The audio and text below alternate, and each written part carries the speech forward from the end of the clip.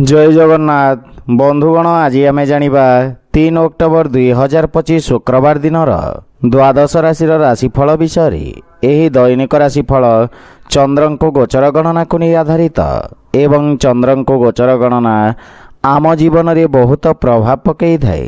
तो आसतु सर्वप्रथम जानिबा आजिर तिथि और राशि नक्षत्र विषय। आज हूँ 3 अक्टोबर 2025 शुक्रवार आश्विन शुक्लपक्ष एकादशी संध्या 6:33 गते द्वादशी। आज श्रवण नक्षत्र दिवा 9:34 गते धनिष्ठा नक्षत्र। आज मकर चंद्र रात्र 9:27 गते कुंभ चंद्र। आजिर पर्वोत्सव पापांकुश एकादशी उपवास। आजिर शुभ बेला प्रातः 5:46 रु 6:33 पर्यंत। आजिर सूर्योदय प्रातः 5:45। आजिर सूर्यास्त संध्या 5:39। आज सिंह राशि पुरुष मानक घात चंद्र एवं बिछा धनु और मीन राशि घात बार। आज सिंह और आमिष खाइबा निषिद्ध।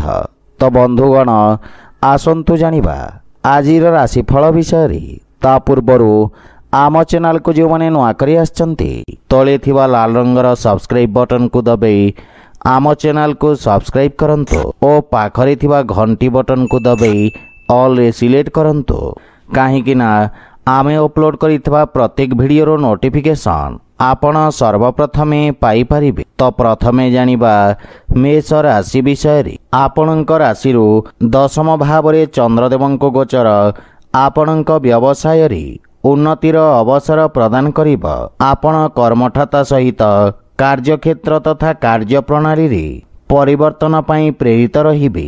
आपणक द्वारा निया जाइथवा निर्णय आपणक पई एक स्वर्णिम भविष्यतर मूलदुआ साजिब।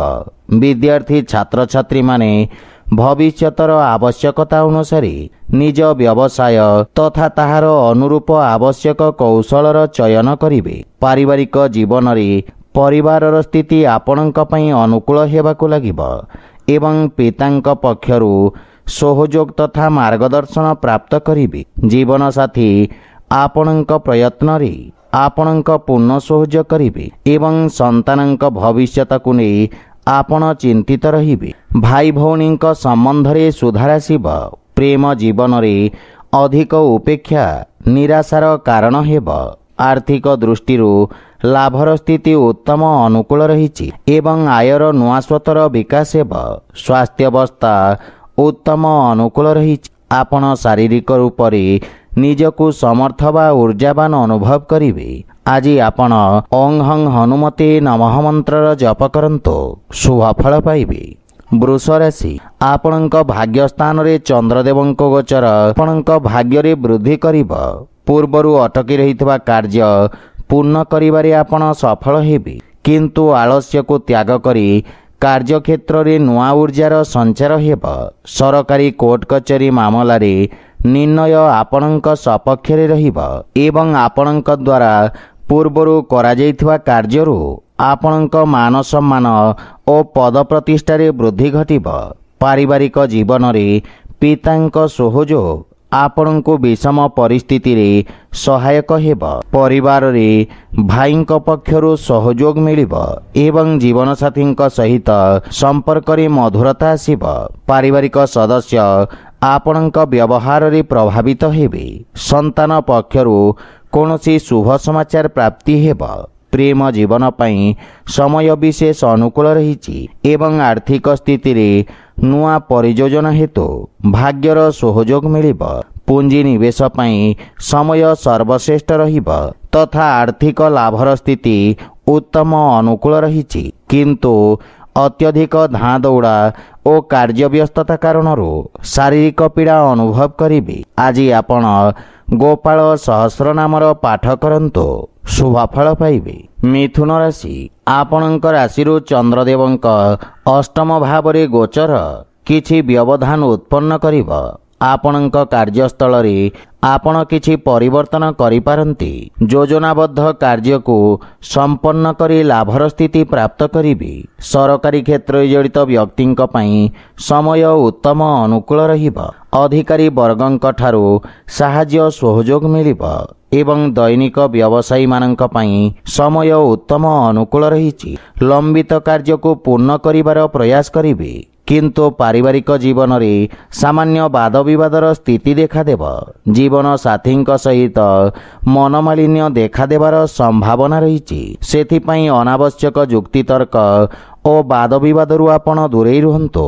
ପିତାଙ୍କ ମାର୍ଗଦର୍ଶନ ପ୍ରାପ୍ତି ହେବ, କିନ୍ତୁ ପିତାଙ୍କ ସ୍ୱାସ୍ଥ୍ୟାବସ୍ଥାର ବିଷୟ ଧ୍ୟାନ ରଖନ୍ତୁ। ଆପଣଙ୍କ ବ୍ୟବହାର, କୁଶଳତା ତଥା କର୍ମଠତା କାର୍ଯ୍ୟକ୍ଷେତ୍ରରେ ସହାୟକ ସିଦ୍ଧ ହେବ। ପ୍ରେମ ଜୀବନରେ ନୂଆ ଉତ୍ସାହ ଅନୁଭବ କରିବେ ଏବଂ ଆର୍ଥିକ ସ୍ଥିତିରେ ଅନାବଶ୍ୟକ ଖର୍ଚ୍ଚରୁ ଆପଣ ଦୂରେଇ ରୁହନ୍ତୁ। ଆପଣଙ୍କ ସ୍ୱାସ୍ଥ୍ୟାବସ୍ଥା ଉତ୍ତମ ଅନୁକୂଳ ରହିବ, କିନ୍ତୁ ପିତାଙ୍କ ସ୍ୱାସ୍ଥ୍ୟାବସ୍ଥାର ବିଷୟ ଧ୍ୟାନ ରଖନ୍ତୁ। ଆଜି ଆପଣ ଭଗବାନ ଶ୍ରୀ ଗଣେଶଙ୍କ ପୂଜାର୍ଚ୍ଚନା କରନ୍ତୁ, ଶୁଭ ଫଳ ପାଇବେ। କର୍କଟ ରାଶି, ଆପଣଙ୍କ ସପ୍ତମ ଭାବରେ ଚନ୍ଦ୍ରଦେବଙ୍କ ଗୋଚର ଆପଣଙ୍କ ଭାଗିଦାରୀଙ୍କ ସହଯୋଗ ପ୍ରାପ୍ତ କରାଇବ। ଆପଣଙ୍କ ଅଟକି ରହିଥିବା କାର୍ଯ୍ୟରେ ପ୍ରଗତି ହେବ ଏବଂ ଆର୍ଥିକ ଲାଭର ସ୍ଥିତି ବିକଶିତ ହେବ। ବିଶେଷଜ୍ଞ ତଥା ଅନୁଭବୀ ବ୍ୟକ୍ତିଙ୍କ ପରାମର୍ଶରୁ ଆପଣଙ୍କ କାର୍ଯ୍ୟକ୍ଷେତ୍ରର ବିସ୍ତାର ହେବ।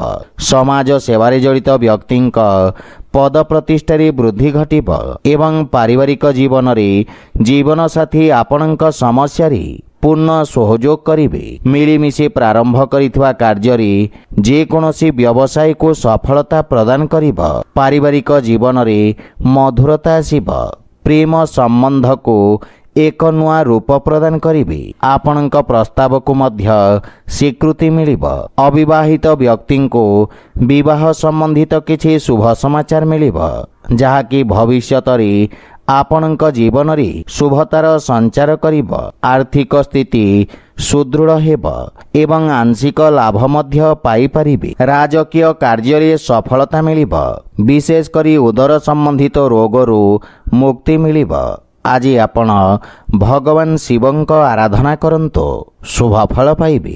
ସିଂହ ରାଶି, ଆପଣଙ୍କ ଷଷ୍ଠ ଭାବରେ ଚନ୍ଦ୍ରଦେବଙ୍କ ଗୋଚର ଆପଣଙ୍କୁ ନ୍ୟାୟିକ ମାମଲାରେ ସଫଳତା ପ୍ରଦାନ କରିବ।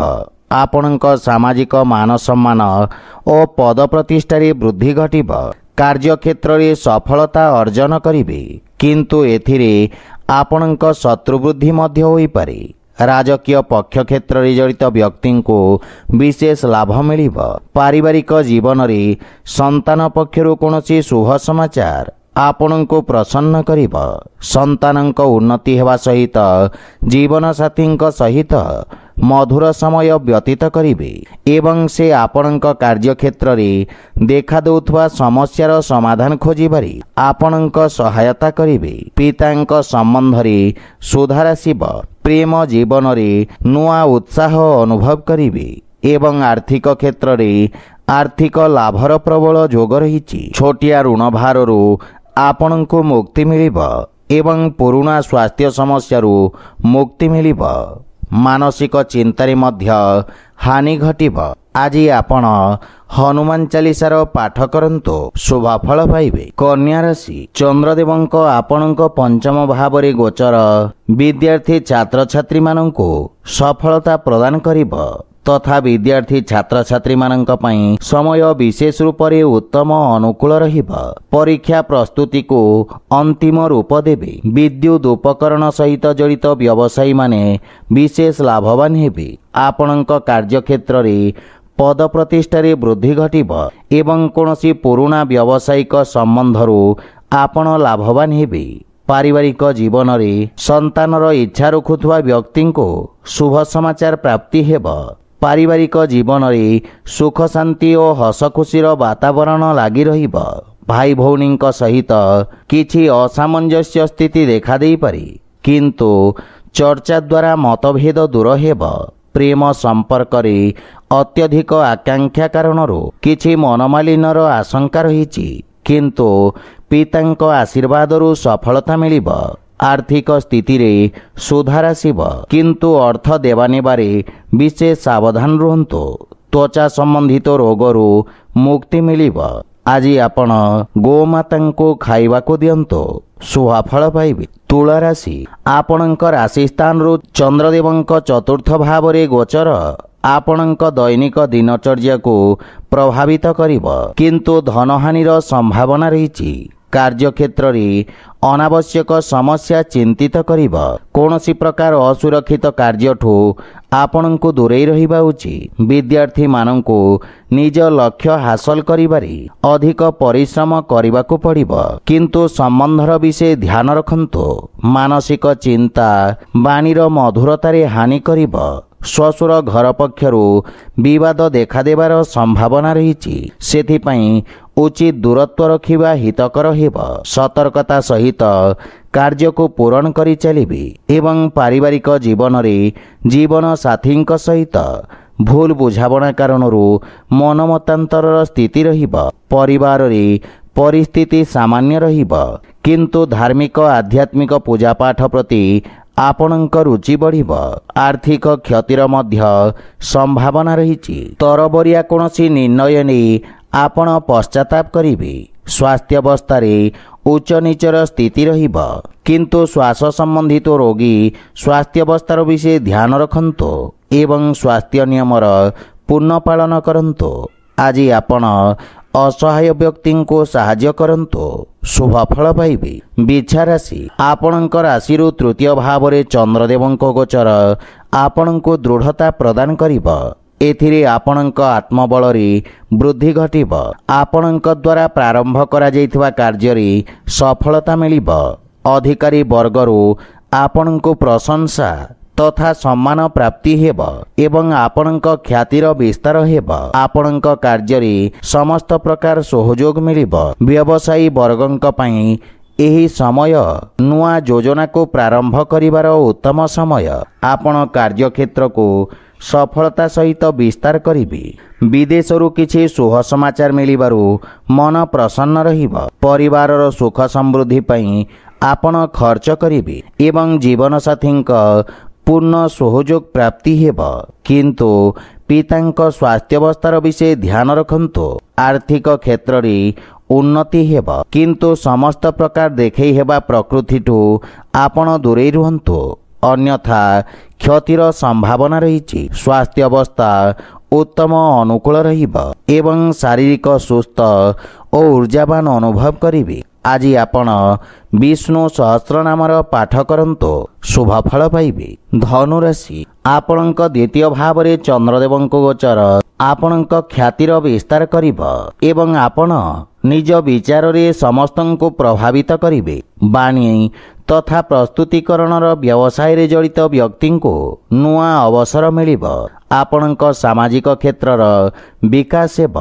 कला संगीत और साहित्य क्षेत्र रे आपणक प्रतिष्ठा और ख्याति रे वृद्धि घटिब।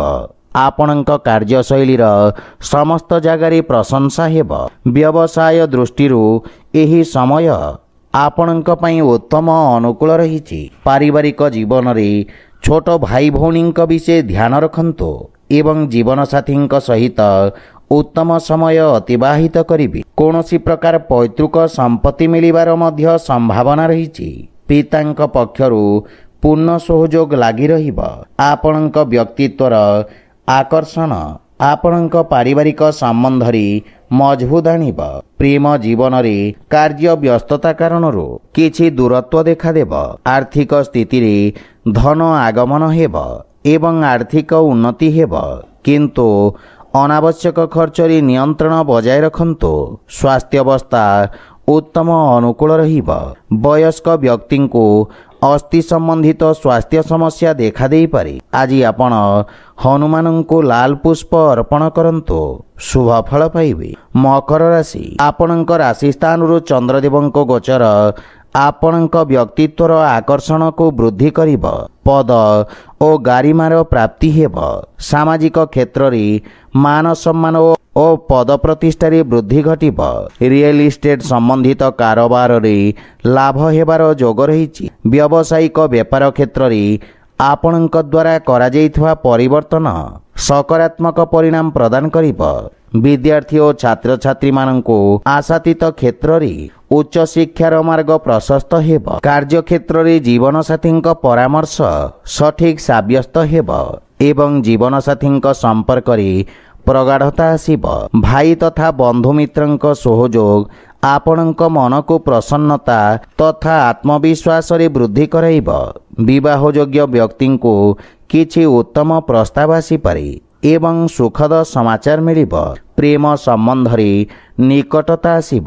ଆର୍ଥିକ ପକ୍ଷ ଆହୁରି ମଜବୁତ ହେବାକୁ ଲାଗିବ, କିନ୍ତୁ ଖର୍ଚ୍ଚରେ ନିୟନ୍ତ୍ରଣର ଆବଶ୍ୟକତା ରହିଛି।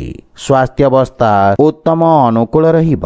ଆଜି ଆପଣ ବଜରଙ୍ଗ ବାଣ ପାଠ କରନ୍ତୁ, ଶୁଭ ଫଳ ପାଇବେ। କୁମ୍ଭ ରାଶି, ଆପଣଙ୍କ ରାଶି ସ୍ଥାନରୁ ଚନ୍ଦ୍ରଦେବଙ୍କ ଦ୍ୱାଦଶ ଭାବରେ ଗୋଚର ଆପଣଙ୍କ ମାନସିକ ଚିନ୍ତାରେ ବୃଦ୍ଧି କରାଇବ, କିନ୍ତୁ ଆପଣ ନିଜ କର୍ମଠ ସ୍ୱଭାବ କାରଣରୁ ସମସ୍ତ ସମସ୍ୟାକୁ ସଫଳତାପୂର୍ବକ ସାମ୍ନା କରିପାରିବେ। ବ୍ୟବସାୟ କ୍ଷେତ୍ରରେ କିଛି କ୍ଷତି ହେବାର ସମ୍ଭାବନା ରହିଛି ଏବଂ ଲମ୍ବା ଅବଧିର ନିବେଶ ଆପଣଙ୍କ ପାଇଁ ଲାଭର କାରଣ ହେବ, କିନ୍ତୁ ବାଣୀରେ ନିୟନ୍ତ୍ରଣ ବଜାୟ ରଖନ୍ତୁ। ପାରିବାରିକ ଜୀବନରେ ପରିବାର ସଦସ୍ୟଙ୍କ ବାଞ୍ଛିତ ସହଯୋଗରେ କିଛି ହାନି ଘଟିବ, କିନ୍ତୁ ଆପଣଙ୍କ ଦ୍ୱାରା ପରିବାରଜନଙ୍କୁ କରାଯାଇଥିବା ସହାୟତା ପାରିବାରିକ ସମ୍ପର୍କକୁ ମଜବୁତ କରିବ। ପାରିବାରିକ ଖର୍ଚ୍ଚରେ ମଧ୍ୟ ନିୟନ୍ତ୍ରଣ ଲାଗି ରହିବ, କିନ୍ତୁ ଯେକୌଣସି ପ୍ରକାର ନିର୍ଣ୍ଣୟକୁ ବୁଝି ବିଚାରି ନିଅନ୍ତୁ। ଘର ପରିବାରର ସମସ୍ତ ସମସ୍ୟାର ସମାଧାନ ଧୈର୍ଯ୍ୟ ସହିତ ଖୋଜିବାରେ ସଫଳ ହେବେ। ଆର୍ଥିକ ସ୍ଥିତିରେ ଅର୍ଥ ସମ୍ବନ୍ଧିତ ସମସ୍ୟା ଓ ଚିନ୍ତା ଆପଣଙ୍କୁ ବ୍ୟଥିତ କରିବ। ସ୍ୱାସ୍ଥ୍ୟାବସ୍ଥା ଉତ୍ତମ ଅନୁକୂଳ ରହିବ, କିନ୍ତୁ ଆଖି ସମ୍ବନ୍ଧିତ ସ୍ୱାସ୍ଥ୍ୟ ସମସ୍ୟାର ବିଶେଷ ଧ୍ୟାନ ରଖନ୍ତୁ। ଆଜି ଆପଣ ହନୁମାନ ଚାଳିଶାର ପାଠ କରନ୍ତୁ, ଶୁଭ ଫଳ ପାଇବେ। ମୀନ ରାଶି, ଆପଣଙ୍କ ଦ୍ୱାରା କରାଯାଇଥିବା ନିବେଶରୁ ଉତ୍ତମ ଲାଭ ପ୍ରାପ୍ତ କରିବେ। ଲାଭର ସ୍ଥିତିରେ ବୃଦ୍ଧି ଘଟିବ ଏବଂ ସମାଜ ସେବାରେ କରାଯାଇଥିବା ବ୍ୟୟ ଆପଣଙ୍କ ଯଶ କୀର୍ତ୍ତିରେ ବୃଦ୍ଧି କରିବ। ଆପଣଙ୍କ ଦ୍ୱାରା ପ୍ରାରମ୍ଭ କରାଯାଇଥିବା କାର୍ଯ୍ୟରେ ପ୍ରଗତି ଆସିବ ଏବଂ କରାଯାଇଥିବା ନିବେଶରୁ ମଧ୍ୟ ଉତ୍ତମ ଲାଭ ପରିଣାମ ପାଇବାର ସମ୍ଭାବନା ରହିଛି। ଆପଣଙ୍କ ଅନୁଭବର ପୂର୍ଣ୍ଣ ଲାଭ ମିଳିବ। ଆପଣଙ୍କ ଯଶରେ ମଧ୍ୟ ବୃଦ୍ଧି ଘଟିବ। ପାରିବାରିକ ଜୀବନରେ ଆପଣଙ୍କ ପୈତୃକ ସମ୍ପତ୍ତି ସମ୍ବନ୍ଧିତ ବିବାଦର ସମାଧାନ ମିଳିବ ଏବଂ ସୁଖ ସମୃଦ୍ଧି ଆସିବ। ପାରିବାରିକ ସମ୍ପର୍କର ବିଶେଷ ଲାଭ ହେବ। ପିତାଙ୍କ ସମ୍ବନ୍ଧିତ କୌଣସି ପରିଚିତ ବ୍ୟକ୍ତିଙ୍କ ସାହାଯ୍ୟ ସହଯୋଗରୁ ଆପଣଙ୍କ ଅଟକିଥିବା କାର୍ଯ୍ୟରେ ଗତି ଆସିବ। ପାରିବାରିକ ଧନ ସମ୍ପଦରେ ବୃଦ୍ଧି ହେବ ଏବଂ ପରିବାରର ବାତାବରଣରେ ମଧୁରତା ଲାଗି ରହିବ। ମାତା ପିତାଙ୍କ ସ୍ନେହ ବା ଆଶୀର୍ବାଦ ପ୍ରାପ୍ତ କରିବେ ଏବଂ ଆକସ୍ମିକ ଧନଲାଭର ଯୋଗ ରହିଛି। ସଞ୍ଚିତ ଧନରେ ମଧ୍ୟ ବୃଦ୍ଧି ଘଟିବ। ଆଜି ଧାଁ ଧଉଡ଼ା କାର୍ଯ୍ୟ ବ୍ୟସ୍ତତା ଦେଇ ଆପଣ ଗତି କରିବେ, କିନ୍ତୁ ସ୍ୱାସ୍ଥ୍ୟାବସ୍ଥାର ପୂର୍ଣ୍ଣ ସହଯୋଗ ପ୍ରାପ୍ତି ହେବ। ଆଜି ଆପଣ ହନୁମାନ ଚାଳିଶାର ପାଠ କରନ୍ତୁ, ଶୁଭ ଫଳ ପାଇବେ। ତ ବନ୍ଧୁଗଣ, ଏହା ଥିଲା ଆଜିର ରାଶିଫଳ ବିଷୟରେ। ଯଦି ଭିଡ଼ିଓଟି ଆପଣମାନଙ୍କୁ ଭଲ ଲାଗିଥାଏ, ଲାଇକ୍ ସେୟାର ଓ କମେଣ୍ଟ କରି ଜଣାନ୍ତୁ ଏବଂ ଆମ ଚ୍ୟାନେଲକୁ ସବସ୍କ୍ରାଇବ୍ କରନ୍ତୁ। ଜୟ ଜଗନ୍ନାଥ।